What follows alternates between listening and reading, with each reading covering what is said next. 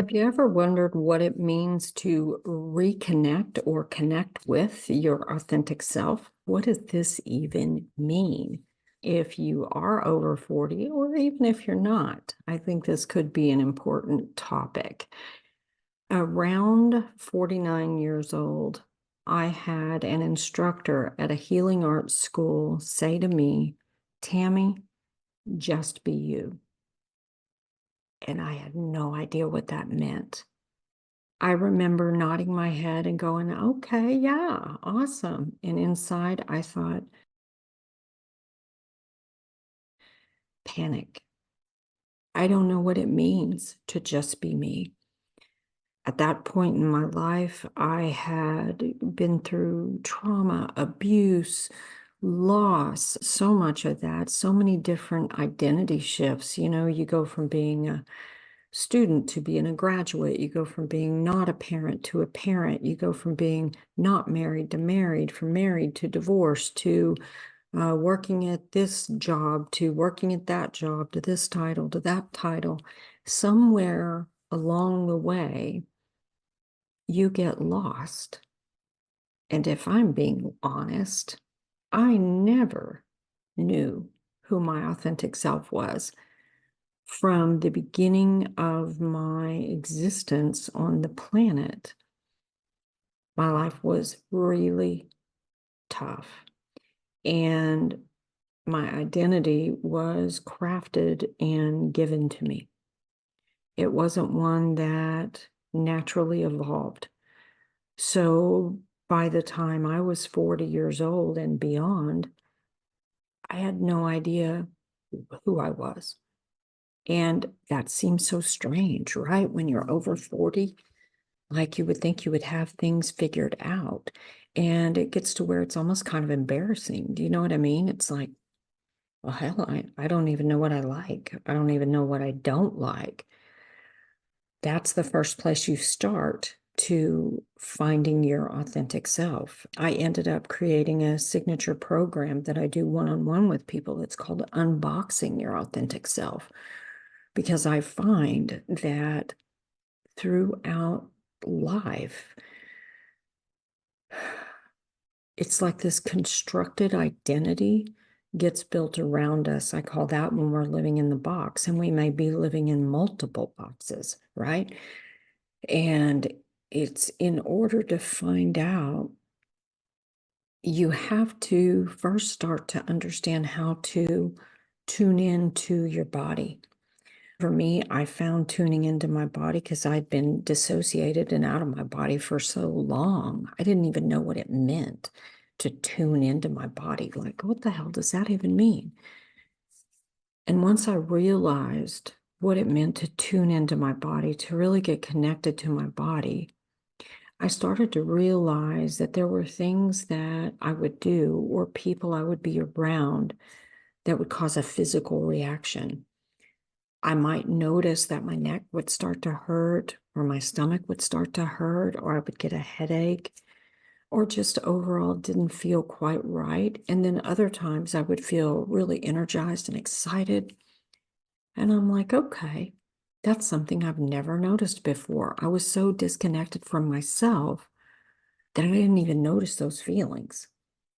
So that mind-body connection is one of the ways that you reconnect to yourself. You begin to notice these things, these subtle things that are unique to you. You have mindfulness.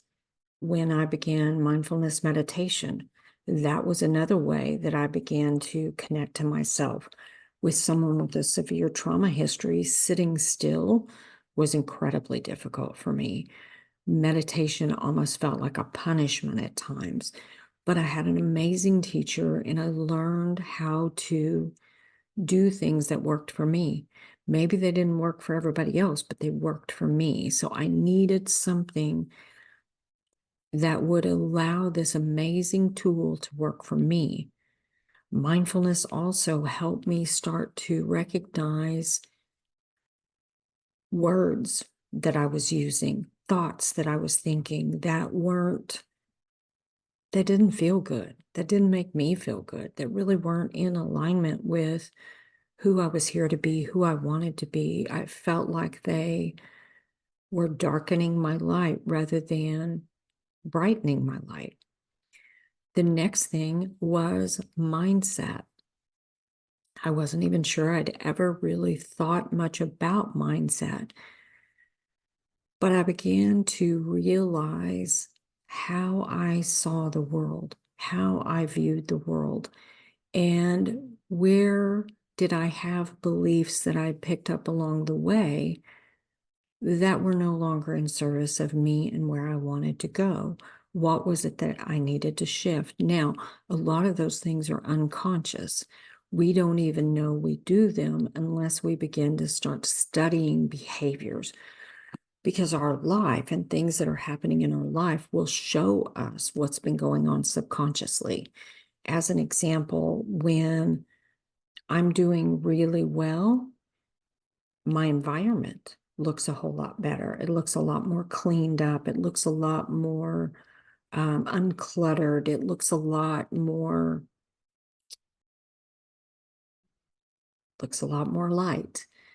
When I'm not doing so well, the subconscious patterns start to show up in my world. I might not take as good a care of myself. I might not make the bed. I might start stacking things. My car might become a mess. These are telltale signs that I've got something going on underneath that is part of a mindset shift that needs to happen, but I don't know it. I don't know what's going on until I start to see the evidence around me. The last thing is manifest. And all of these things go together because the manifesting helps you decide, what is it that I really want in my life? What is it that I really want? How does it feel in my body? Can I become mindful about what I really want? And is there a mindset shift that needs to change in order for me to manifest the life that I want?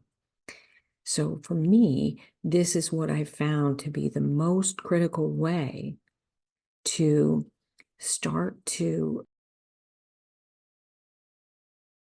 reconnect or connect with for the first time with your authentic self.